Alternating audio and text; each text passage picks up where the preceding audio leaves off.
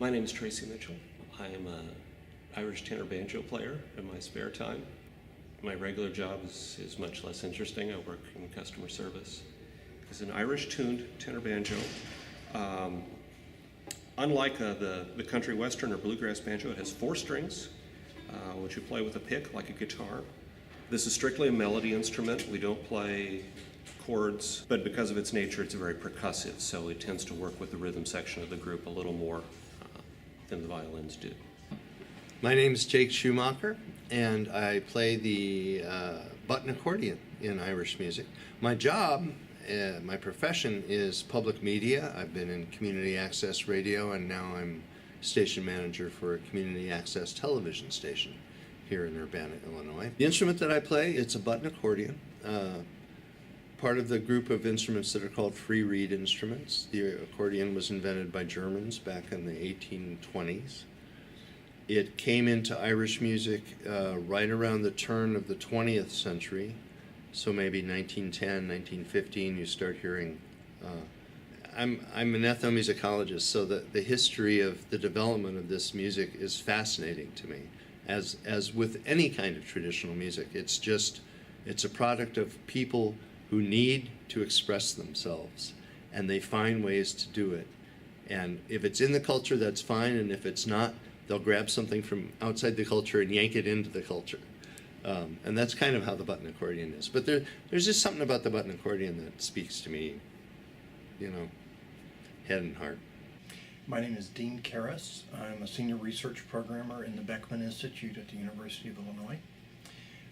I also play Irish music every Wednesday night at Dublin O'Neill's. I play percussion, and I also play penny whistle. One drum that you saw that I picked up and held on my side is called a bowron, or boron. It's just a simple frame drum, and most cultures on the planet have some kind of frame drum like that. They typically play either barehanded or with a stick in one hand. The other is just a snare drum with a wood block.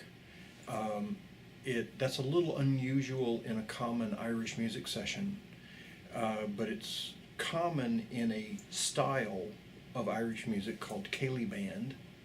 There's been an Irish music session in this town, Champaign-Urbana, probably since the 1970s, almost continuously, although with obviously a very different and evolving group of people. I've been leading the session here for about 8 years. Irish music sessions are sort of an organism. They're a thing unto themselves. So people that play Irish music, when they come to a town, will generally try to seek out other people that play the music, because it's something that's very important to all of us to do in a communal sense. It's music that can be played by yourself in a solo fashion, but by and large it is more fun and more satisfying and more a part of the tradition to play with other people, because it is traditional music, and traditional music comes from other people. And part of the interaction at the session, the social interaction between people, is very much a part of the fabric of the session. It's not just music, it's music plus social interaction. One of the things I like about playing traditional music is that you meet this huge variety of people. There's a great diversity, as you've probably seen in the session. You have very old people in their 80s. You have very young people in their still not 20 yet. You have men and women. You have people from all walks of life. And they come together because of their passion for this particular kind of musical tradition. None of them, in this session at least, are Irish of birth.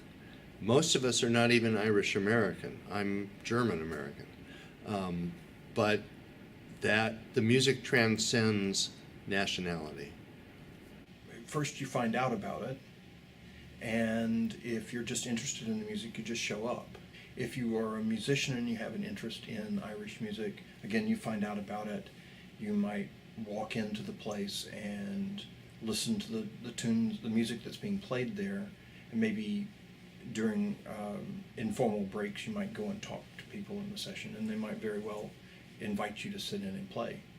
The way I particularly came to Irish music was through American traditional music. I was in college at the time, and I spent my junior year in Edinburgh, Scotland, at the University of Edinburgh.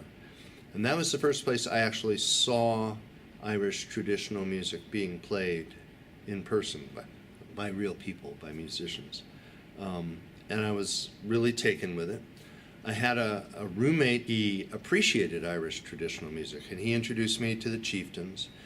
He took me to Belfast, which is where he was from, and I got to actually see Irish music being played in its natural environment. And I was kind of hooked at that point. It just speaks to me. When I was in grad school, there was this really cool record store back when there were records very near my university. I heard a group called Fairport Convention, and I heard Steel Eye Span and a couple of other groups that were playing folk music, but mostly with rock and roll instruments, and that sort of really perked my ears. It really caught my attention. So listening to them, they actually also play some fairly traditional stuff without all the electric guitars and basses and stuff like that. And again, it's just stuff that I enjoyed listening to, and my just general curiosity led me back to the record store, and I started looking for more and more traditional. When I was much younger, I had two passions, one of which was broadcasting and one of which was music. And I had to make a choice at some point which of these I was going to pursue as a career to make money, and which of these I was going to pursue as a hobby, as an avocation. And all of the professional musicians that I had met up to that point had really lost their joy for the music. It had become a job, and I think it lost its savor. That was how I made that choice, and I've never regretted that. It's more than a hobby. I mean, it's kind of a way of life. It's almost sacramental in some ways for me. It's much easier to have it as a hobby than trying to be a touring musician and trying to feed myself playing music. I have a fine job here at the university, and I have other interests beyond just Irish music. I also get to go and do the other things that I like to do. Irish music is a hobby, it's an avocation. It's not intended to be professional music. It's not music for professionals, although there are some lucky, hardworking people that manage to make a living at it. It's a music for friends and family, and it's traditionally played in homes and in small meeting houses, and just for the love of the music itself. For example, the sessions that we have, everyone is an amateur. We're all just local people who have a keen interest in Irish music, and we happen to have found each other, and we get together and express our love for the music through this session. Irish music has made me very happy and very fulfilled. It's just fun, and the people I get to be around. All of the folks that you've seen and filmed in our session, we're all friends. That's part of what keeps us all coming back to. Some of the people that I have met playing this music are some of the greatest people I've ever met in my life. They've been mentors, they've been friends, they've been comrades. They have enabled me to enter a culture that I would never otherwise have had any kind of entree to.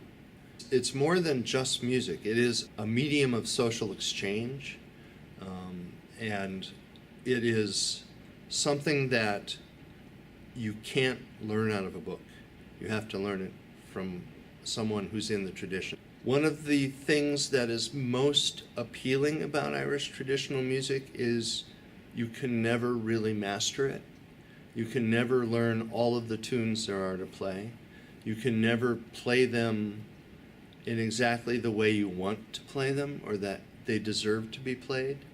In other words, it's something that is a continuous learning process.